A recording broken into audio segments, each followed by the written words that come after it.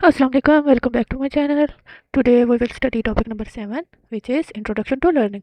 तो पहली बात मैं ये क्लियर कर दूँ, ये व्यू के नोट्स नहीं है, ये मैंने अपने लिए बनाए थे फाइनल टर्म की तैयारी के लिए। तो उस हिसाब से जैसे मैंने तैयारी की तो जो जो मुझे समझ आया और जो मुझे इंपॉर्टेंट लगा वो मैंने इसमें इंक्लूड कर दिया। होप सो ये आपकी हेल्प करेंगे नोट्स। तो चलिए स्टार्ट करते हैं। तो पहला इसमें टॉपिक है वाई लर्निंग इज़ इम्पोर्टेंट। तो इसका सिंपल आंसर है human are intelligent because they can learn for experience, correct mistakes and adapt to new situations. अब इसकी एक एग्जांपल ले लेते हैं। जैसे कि अगर हम पहली दफ़ा एक बाईसाइकिल चलाते हैं तो हमें बैलेंस बनाना मुश्किल लगता है, लेकिन जैसे जैसे हम प्रैक्टिस करते हैं तो हम ग्रेजुअली बेटर होते जाते हैं। तो यानी ह्यूमंस एक्सपीरियंस से सीखते हैं, अपनी मिस्टेक्स करेक्ट करते हैं और न्यू सिचुएशंस के अकॉर्डिंग अडेप्ट करते हैं। लेकिन ट्रेडिशनल कंप्यूटर्स प्रोग्राम जो होते हैं ना, वो नॉर्मली वही इंस्ट्रक्शन फॉलो करते हैं जो प्रोग्रामर ने पहले से डिफाइंड की होती हैं। अगर सेम मिस्टेक प्रोग्राम में है तो रिपीटली सेम मिस्टेक कंप्यूटर करेगा। इसी प्रॉब्लम को सॉल्व करने के लिए मशीन लर्निंग का कॉन्सेप्ट आता है। तो सिंपल वर्डिंग में machine learning means making computer improve from experience instead of only following fixed instructions. तो एक ये बात रिमेंबर कर ले कि computer without learning fixed behaviour और computer with learning improve with experience. अब बात आ जाती है व्हाट इज़ लर्निंग। तो लर्निंग क्या है, अब सिंपली लर्निंग को डिफाइन करती हूँ मैं। तो लर्निंग का मतलब होता है एक्सपीरियंस की वजह से बिहेवियर में परमानेंट इम्प्रूवमेंट लाना। For example first time bicycle चलाना मुश्किल होता है, प्रैक्टिस की तो मिस्टेक्स करेक्ट हुई, अब बाईसाइकिल चलाना इजी हो गया। तो ये क्या हो गया, एक्सपीरियंस और प्रैक्टिस को कंबाइन करके हमने लर्न किया। तो ये एक सिंपल लाइन आप याद रख सकते हैं। अब बात आ जाती है मोस्ट इंपॉर्टेंट टर्म पे, मशीन लर्निंग। तो इन्होंने पूछा हुआ है व्हाट इज़ मशीन लर्निंग।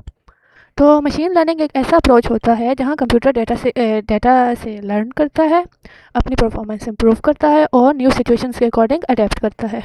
और एक इम्पॉर्टेंट बात, हर बार कंप्यूटर को दोबारा मैनुअली प्रोग्राम नहीं करना पड़ता। एक इजी सी एग्जांपल एक और ले लेते हैं, जैसे स्पैम फ़िल्टर। अब स्पैम फ़िल्टर को पहले तो इनिशियली क्या होता है कि ईमेल्स जो होती है ना, स्पैम ईमेल्स, उसमें समझने में मिस्टेक्स हो सकती हैं, लेकिन जैसे जैसे वो थाउजेंड मिलियंस ईमेल्स को देखता है ना, तो उसे वो समझने लग जाता है, जैसे कि ह्यूमन समझने लग जाता है। तो वो फिर डिसीजन ले लेता है भाई कौन सी स्पैम है और कौन सी स्पैम नहीं है। जैसे कि आप डायग्राम में भी देख सकते हैं, इनिशियल मिस्टेक्स, ठीक है, फिर रीड थाउजेंड ऑफ ईमेल्स, फिर क्या कहते हैं जो स्पैम होता है वो पैटर्न लर्न कर लेता है और फिर डिसीजंस बेटर कर लेता है। तो अब बात आ जाती है why we need machine learning. तो ये क्वेश्चन है कि मशीन लर्निंग की ज़रूरत ही क्यों आई। तो ट्रेडिशनल कंप्यूटर्स में जनरली क्या होता था, इनपुट प्रोग्राम आउटपुट। अगर प्रोग्राम में कोई मिस्टेक है तो सेम टाइप ऑफ इनपुट पर सेम मिस्टेक रिपीट हो सकती है। ह्यूमन के केस में क्या होता है, जैसे कि अगर हम हैं तो हमें कोई मिस्टेक मिले तो हम उसको इम्प्रूव करते हैं, ना कि बार बार वो मिस्टेक करते हैं। ठीक हो गया। लेकिन जो ट्रेडिशनल कंप्यूटर्स में ये वाली चीज़ नहीं थी, वो बार बार मिस्टेक्स करते थे। ठीक है, same same type of situation को बार बार गलत कर देते थे। तो इसलिए हमें मशीन लर्निंग की ज़रूरत पड़ी, जो कि डेटा इंप्रूव करने की एबिलिटी रखता है। और इसमें एक एमसीक्यू है, machine learning is a important part of artificial intelligence. ठीक हो गया। अब बात आ जाती है three phases of machine learning. ये एक बहुत इंपॉर्टेंट शॉर्ट क्वेश्चन है, मेरा भी आया था इसका। तो उन्होंने पूछा हुआ था भाई थ्री फेजेस कौन से हैं, बस वही लिख दें। थ्री मार्क्स का क्वेश्चन आया था। तो पहला फेज है इसका ट्रेनिंग, दूसरा वैलिडेशन, तीसरा है एप्लीकेशन। तो पहले फेज़ में क्या करते हैं ट्रेनिंग में कि कंप्यूटर को एग्जांपल्स दी जाती है, कंप्यूटर उन एग्जांपल से लर्न करता है। जैसे कि कंप्यूटर के आगे हम 10 कैट्स की पिक्चर्स रखते हैं तो कंप्यूटर उन पिक्चर्स को एनालाइज करेगा और डिफरेंट करेक्टर्स लर्न करेगा। ठीक हो गया। तो पहला स्टेप क्या है, उसको पढ़ाना। अब सेकंड पार्ट आ जाता है वैलिडेशन। तो वैलिडेशन में क्या होता है, ये चेक करता है कि कंप्यूटर ने जो लर्निंग की वो करेक्ट है कि नहीं। अगर परफॉर्मेंस अच्छी नहीं है तो सिस्टम को इम्प्रूव या रिटेन किया जा सकता है। ठीक है। थर्ड है एप्लीकेशन। एप्लीकेशन क्या है, आप ट्रेन सिस्टम को न्यू डेटा दिया जाता है। फॉर एग्जांपल आप कंप्यूटर को न्यू कैट्स की पिक्चर दिखाते हैं। अब जैसे ये पिक्चर में आप देख सकते हैं, विजुअल डायग्राम्स का ये फ़ायदा होता है कि 1 मिनट में सारी बात समझ आ जाती है। तो ये देख सकते हैं आप, इसमें क्या है, ट्रेनिंग पहले पिक्चर्स दी गई, फिर उसमें से उसने वैलिडेशन की और फिर एप्लीकेशन की। ठीक हो गया। इसको याद करने के लिए आप ना इसके फर्स्ट फर्स्ट वर्ड्स यानी कि TVA इस तरह याद कर लें, और ये बहुत इंपॉर्टेंट क्वेश्चन है। अब बात आ जाती है इनपुट्स टू ट्रेनिंग। ट्रेनिंग के लिए कंप्यूटर को एग्जांपल्स चाहिए होती हैं। तो ये एग्जांपल डिफरेंट सोर्सेज से ले सकते हैं, जैसे कि real world data, teaching, expert से और एक्सपेरिमेंट से। ठीक है। तो इसका सिंपल कॉन्सेप्ट ये है कि बेटर एग्जांपल्स तो बेटर लर्निंग। तो अब ये बात भी नोट कर लें कि अगर ट्रेनिंग डाटा ही पुअर क्वालिटी का होगा तो लर्निंग भी पुअर हो सकती है। ये बहुत इंपॉर्टेंट लाइन है। अब आता जाती है आउटपुट ऑफ ट्रेनिंग। तो ट्रेनिंग के बाद कंप्यूटर ने जो नॉलेज लर्न की होती है वो रूल्स या नॉलेज की फॉर्म में रिप्रेजेंट हो सकती है। फॉर एग्जांपल अगर मार्क्स हैं ग्रेटर देन 80 देन वो गुड स्टूडेंट हुआ। तो अब आता जाती है ट्रेनिंग प्रोसेस की। तो मशीन लर्निंग बेसिकली जो होता है ना, एग्जांपल्स को ऑब्जर्व करता है, पैटर्न फाइंड करता है और फिर रूल्स या नॉलेज डेवलप करता है। तो इसी प्रोसेस में एक मेन कंसेप्ट है जनरलाइजेशन। ठीक है, तो इसका मेन कंसेप्ट क्या है कि ओल्ड एग्जांपल से लर्न करके न्यू एग्जांपल्स के बारे में प्रिडिक्शन करना। अब जनरलाइजेशन की एक एग्जांपल लेते हैं। अगर कंप्यूटर में बहुत सारी कैट्स की पिक्चर हैं तो बाद में उसको एक न्यू कैट की पिक्चर दी जाए तो वो अपनी प्रीवियस लर्निंग के बेसिस से आइडेंटिफाई कर सकता है कि ये भी एक कैट है। ठीक है, इसमें यही है कि ओल्ड लर्निंग से न्यू प्रिडिक्शन करना। अब आ जाते हैं 3 मेन पॉइंट्स लर्निंग टेक्निक के, 3 इंपॉर्टेंट टेक्निक्स। तो पहला है रोट लर्निंग। इसको तो सिंपल आप इस तरह याद कर लें, रटा लगाना। ठीक हो गया। तो इसमें क्या होता है, सिर्फ याद करना, जो कि जैसे आप सब स्टूडेंट्स करते हैं, कंसेप्ट नहीं लेते, सिर्फ याद करते रहते हैं। ठीक है, जैसे कि आप एक फ़ोन की एग्जांपल ले सकते हैं कि फ़ोन स्टोर योर कॉन्टैक्ट्स। ठीक है, आगे आ जाता है डिडक्टिव और इंडक्टिव लर्निंग। तो इसका डिफरेंस बहुत इंपॉर्टेंट है। ठीक है, तो डिडक्टिव में क्या होता है कि जो हमें फैक्ट्स का पहले पता होता है उसी से ही न्यू लॉजिकल फैक्ट्स बनाते हैं। जैसे कि अगर हमें पता है कि ए जो है इक्वल टू बी है और बी जो है वो इक्वल टू सी है, तो हमें इसी तरह पता चल जाएगा कि ए बी सी के इक्वल है। तो ये हमें ए इक्वल टू सी तो हमें किसी ने भी नहीं बताया, तो हमने ये खुद ही थिंक किया कि अगर ए इक्वल टू बी है तो और बी इक्वल टू सी है तो A is equal to B C होगा। ठीक है, अब आ जाता है इंडक्टिव लर्निंग। तो इसमें हम एग्जाम्पल्स के ज़रिए लर्न करते हैं, जैसे कि यानी कि क्रिएट न्यू जनरल रूल्स। तो जैसे कि एक एग्जांपल मैंने यहाँ पर स्लाइड में शो किया कि कैट 1 है टेल, कैट 2 के पास भी टेल है और कैट 3 के पास भी टेल है। तो इससे हमें पता चलता है कि तमाम बिल्लियों के पास टेल होती है। ठीक है, बाकी आप स्लाइड देख सकते हैं, इससे आपके कॉन्सेप्ट क्लियर हो गए होंगे। अब ये आगे जो वही चीज़ें लिखी हुई हैं जो मैंने बता दी ऑलरेडी। ठीक हो गया, इसलिए मैं कहती हूँ विजुअल एड्स का यूज़ किया करें, इजीली सारे कॉन्सेप्ट क्लियर हो जाते हैं। अब आगे बात आ जाती है मशीन लर्निंग इन एक्सपर्ट सिस्टम।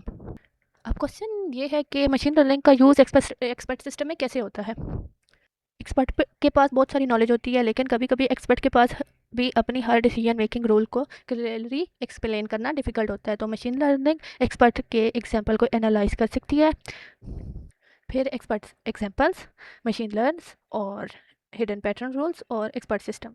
तो सिंपल वर्ड में क्या कह सकते हैं हम, एक्सपर्ट टीचर्स, मशीन लर्न्स और रूल्स आर क्रिएटेड। तो ये कंसेप्ट याद रखिएगा। As you can see from this slide, इससे समझ आ रही होगी आपको। तो इसका ऐसे कर लिया करें, एक स्क्रीनशॉट बना लिया करें, ताकि पेपर से जिस दिन पेपर हो उस दिन आप एक दफ़ा इस विजुअल एड को देख लें तो आपकी तैयारी सारी रिवाइज हो जाएगी। और वीडियो कैसी लगी ये भी बताइएगा, कमेंट लाइक शेयर और सब्सक्राइब भी कीजिएगा। ठीक है, तो आगे बात आ जाती है एप्लीकेशंस ऑफ मशीन लर्निंग। तो मशीन लर्निंग कहाँ कहाँ यूज़ होती है। ठीक है, तो फेस जो रिकॉग्नाइज करने के लिए, डेटा माइनिंग के लिए, स्पीच रिकॉग्निशन के लिए, हैंड राइटिंग के लिए, और सेल्फ ड्राइविंग कार्स में यूज़ होती है, कंप्यूटर विजन के लिए यूज़ होती है। ठीक है, स्मार्ट अप्लाइंसेस में यूज़ होती है और रोबोट्स में यूज़ होती है। ठीक होगा ना, ये तो आप याद करने वाली चीज़ है। अब बात करते हैं general model of machine learning. तो ये आप एक पिक्चर देख सकते हैं, विजुअल डायग्राम। तो इसमें क्या हो रहा है, इनपुट, फिर प्रोसेसिंग और फिर आउटपुट। तो इनपुट में क्या होता है, पहले रॉ डाटा होता है, एग्जांपल्स। ठीक हो गया, फिर प्रोसेसिंग होती है, एआई एनालाइज करता है और फिर आउटपुट देता है। ठीक है, जो दो चीज़ों के दरमियान डिफरेंस भी एआई देख लेता है। अब बात आ जाती है लर्निंग एजेंट है 3 इंपॉर्टेंट पार्ट्स। तो पहला क्या है, फीचर रिप्रेजेंटेशन। तो फीचर्स को आप ऐसे लिख सकते हैं, करेक्टरिस्टिक्स। ठीक है ना, जैसे स्टूडेंट के क्या फीचर्स होते हैं, ग्रेड्स और अटेंडेंस। ऐसे ही बहुत सिंपली कार के क्या फीचर्स होते हैं, कलर और स्पीड। तो ये इसका एमसीक्यू आ सकता है कि स्टूडेंट का क्या फ़ीचर है। ठीक है ना, कार का क्या फ़ीचर है। ठीक है, तो इसके लिए भी ना एक अलग वीडियो बनाऊंगी एमसीक्यूज़ के लिए, जो इंपॉर्टेंट एमसीक्यूज़ है ना, तो उससे भी आप स्टूडेंट्स को हेल्प मिल जाएगी। आगे बात आ जाती है डिस्टेंस मेजर। तो इसमें क्या होता है कि टू ऑब्जेक्ट्स जो हैं उनके दरमियान डिफरेंस कितना है। ठीक है ना, वो कितने दोनों डिफरेंट है। ठीक है ना, जैसे कि अब 2 स्टूडेंट्स को कंपेयर किया जाए, एक अच्छा स्टूडेंट है और एक नॉर्मल स्टूडेंट है, इस तरह 2 इमेजेस को कंपेयर करना, तो ये दोनों क्या हो गए, डिस्टेंस मेजर। आगे बात आ जाती है जनरलाइजेशन। तो इसमें क्या है, यूजेस ऑल डाटा और फिर प्रिडिक्ट करना। अब जनरलाइजेशन के एग्जांपल आप ऐसे ले सकते हैं कि एक छोटे बच्चे ने एक बर्ड देखा तो उसको किसी ने बताया ये बर्ड है, तो दूसरा बर्ड आया, तीसरा बर्ड आया, तो उसे पता लग गया ये सारे ही बर्ड्स हैं। ठीक है, आगे बात आ जाती है सिंबल बेस्ड लर्निंग। तो हम इसमें सिंपली सिंबल्स यूज़ करते हैं, जैसे कि हाई ग्रेड्स, हाई पार्टिसिपेशन। ठीक है, प्रॉब्लम टाइप्स दो होती हैं, जो कि है टेक्टेबल प्रॉब्लम्स और इनटेक्टेबल प्रॉब्लम्स। तो सिंपल बेस लर्निंग में होता है computer uses simple and attributes. ठीक हो गया, आगे आ जाता है प्रॉब्लम टाइप्स। ये भी बहुत इंपॉर्टेंट शॉर्ट क्वेश्चन है, लेकिन लॉन्ग में भी आ सकता है, तो इसके ये देखिए कॉन्सेप्ट मैंने आपको यहीं पे क्लियर कर दिया। तो टेक्टेबल प्रॉब्लम्स क्या होती हैं, जो कि इजीली सॉल्व हो सकते हैं, जैसे कि अरिथमेटिक ऑपरेशन कोई भी, या कोई चेस पजल सॉल्व करना, या कोई shortest path of map search करना। ठीक हो गया, आगे आ जाता है इनटेक्टेबल प्रॉब्लम्स, जो कि बहुत मुश्किल होती हैं और उसमें बहुत ज़्यादा टाइम ज़ाया हो जाता है। तो पहली एग्जाम्पल क्या है कि ह्यूज कॉम्बिनेशन पजल्स को सॉल्व करना, प्रोटीन का स्ट्रक्चर प्रेडिक्ट करना, और रिकॉग्नाइज करना ऑब्जेक्ट्स को मिलियंस ऑफ पिक्चर्स में से। ठीक है,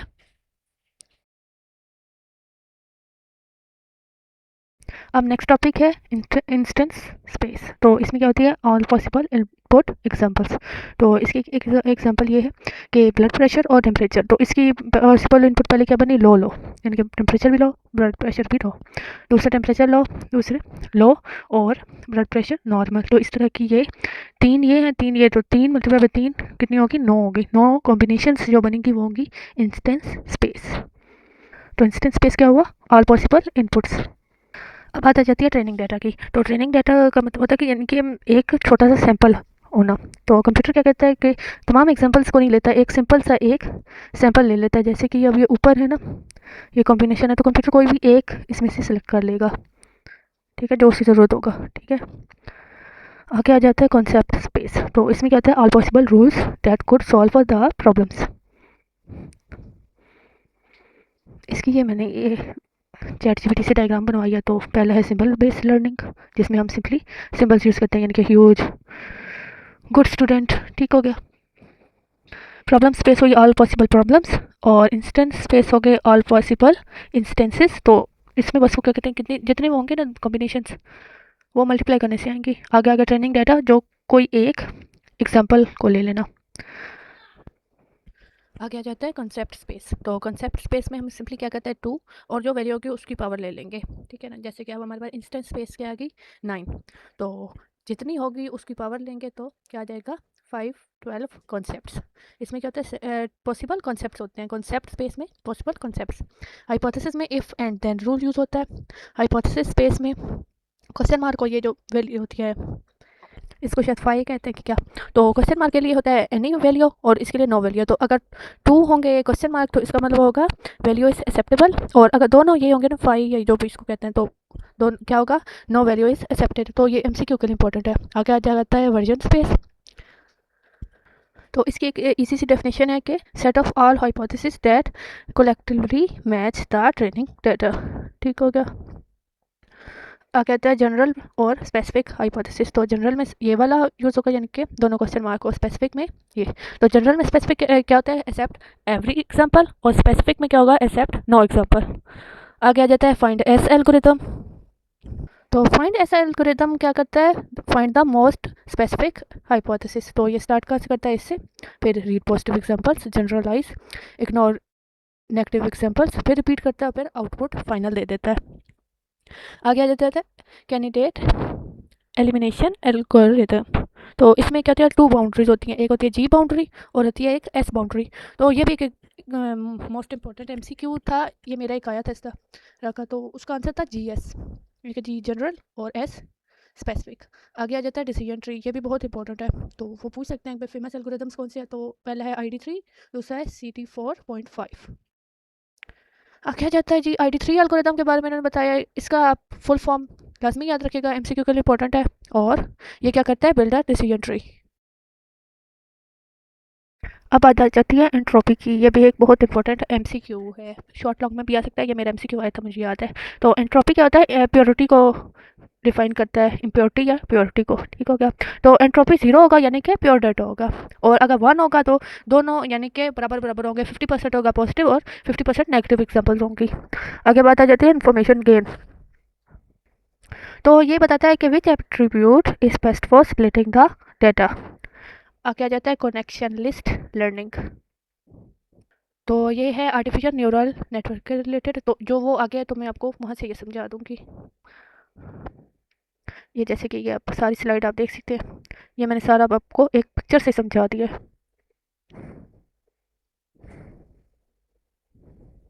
कॉन्सेप्ट स्पेस आ गया, हाइपोथेसिस आ गया, ठीक हो गया ना। तो वीडियो तो अच्छी लग रही होगी आपको, तो लाइक क्लास भी कर दें। ये अब जनरल और स्पेसिफिक आ गया, ठीक हो गया। अब इस सिंपल का नाम मुझे नहीं याद, तो वो तो आप देख लीजिएगा। बाकी फाइंड एस एल्गोरिथम, ठीक है, ये इसके स्टेप्स आ गए। ठीक है, ये स्टार्ट करता है स्टेप 1, फिर स्टेप 2 ये रीड पॉजिटिव एग्जांपल्स, अगर और इग्नोर करता है नेगेटिव एग्जांपल्स को, ठीक हो गया। तो ये आप डायग्राम से समझ सकते हैं। इंपॉर्टेंट नहीं है मेरा, यानी कि इसमें से कोई भी एमसीक्यू नहीं आया था, ये शॉर्ट लॉन्ग, ठीक है ना। इसकी मैंने इतनी तैयारी की थी। अब आ जाता है फाइंड एस और कैंडिडेट एलिमिनेशन। तो इसमें होती है वन हाइपोथेसिस, इसमें क्या होती है ऑल हाइपोथेसिस, और ये करता है यूजेस पॉजिटिव ओनली, ये क्या करता है पॉजिटिव और नेगेटिव दोनों करता है। ये होता है सिंपल और ये होता है बेटर। तो वो पूछ सकते हैं इन दोनों में से बेटर कौन सा है, तो कौन सा है कैंडिडेट एलिमिनेशन। और इसमें नेगेटिव वैल्यूज को इग्नोर किया जाता है और इसमें यूज़ की जाती हैं। आखिर है डिसीजन ट्री, इसका एक लॉन्ग क्वेश्चन के लिए इंपॉर्टेंट है ये, ठीक होगा ना। और फिर नेक्स्ट वीडियो बनाऊंगी ना, उसमें सारा बताऊंगी किस तरह के क्वेश्चन आए थे। तैयारी अच्छी हो जाएगी आप सबकी।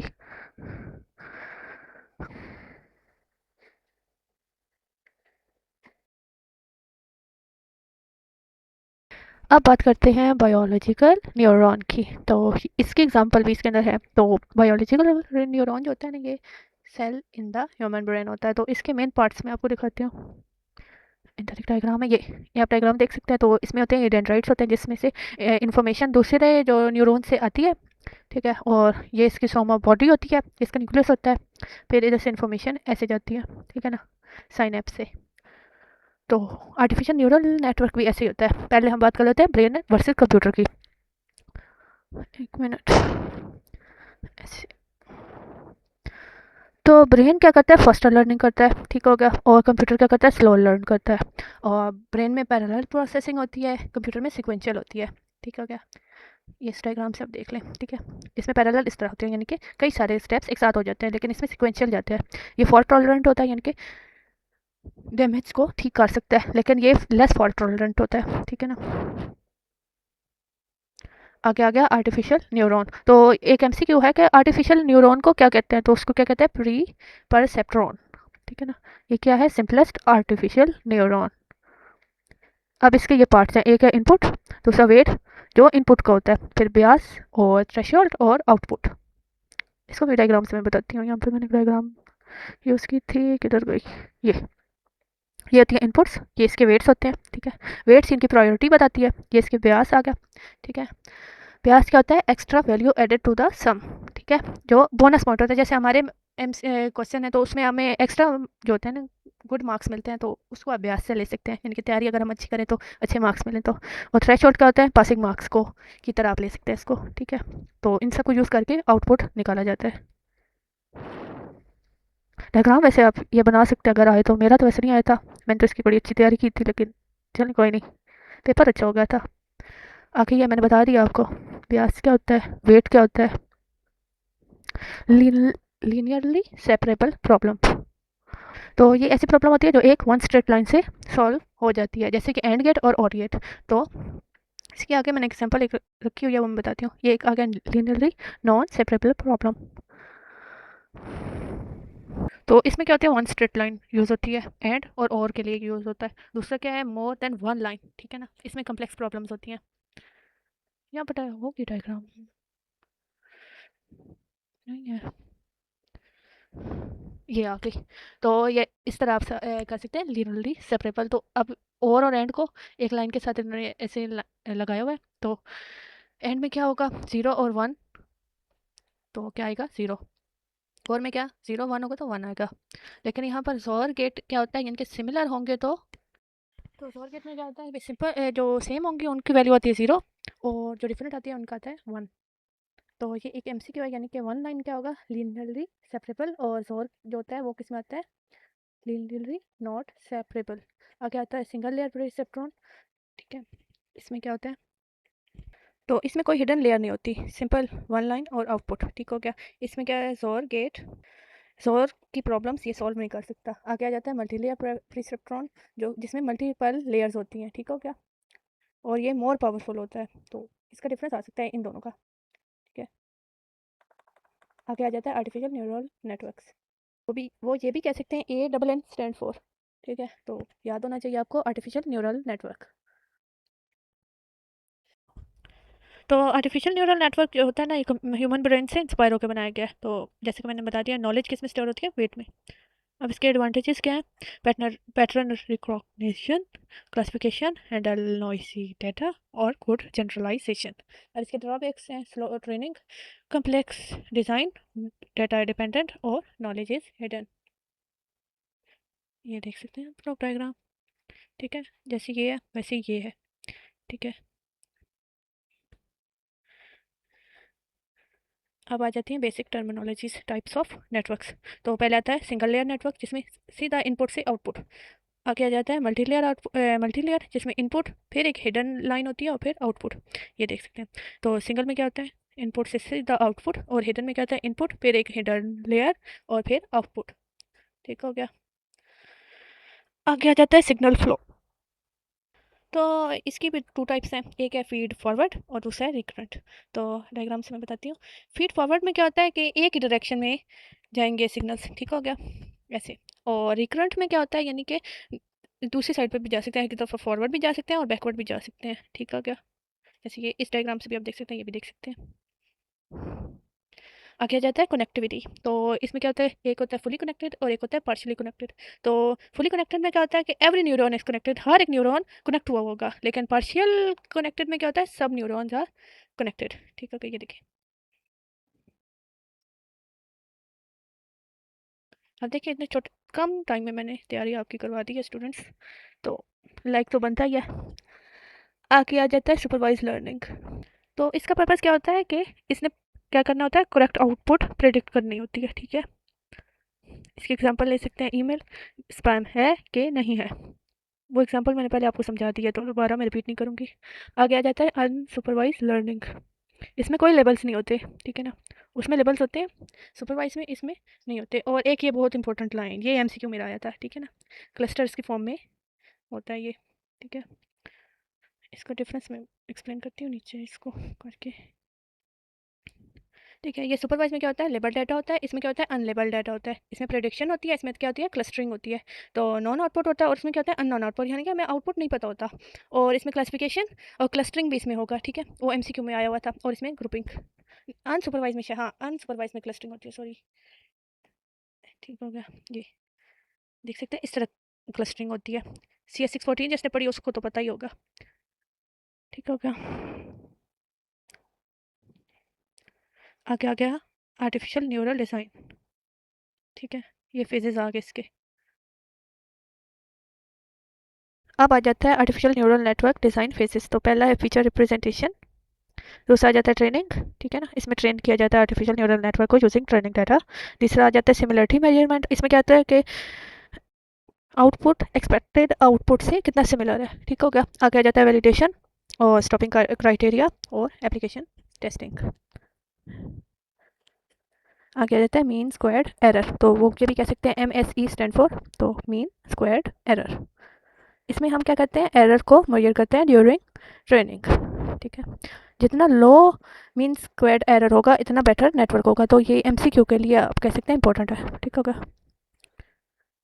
ये एक और डायग्राम मैंने बनवाई थी AI से, ठीक है। मीन स्क्वायर एरर 0.1 है तो वेरी गुड, 2.5 है तो एवरेज, और 10 हुआ तो पुअर होगा। तो इस तरह के एग्जाम्पल कोई भी पूछ सकते हैं। आगे आ गया वैलिडेशन। तो इसमें ये होता है कि हम चेक करते हैं कि नेटवर्क अच्छी तरह लर्न कर रहा है कि नहीं, और ओवरफिटिंग प्रिवेंट हो रही है कि नहीं, ठीक हो गया। आगे आगे स्टॉपिंग क्राइटेरिया, जिसमें है training stops when error become very small, ठीक है। Mean square error reaches threshold, ये भी MCQ के लिए इंपॉर्टेंट है, ठीक है।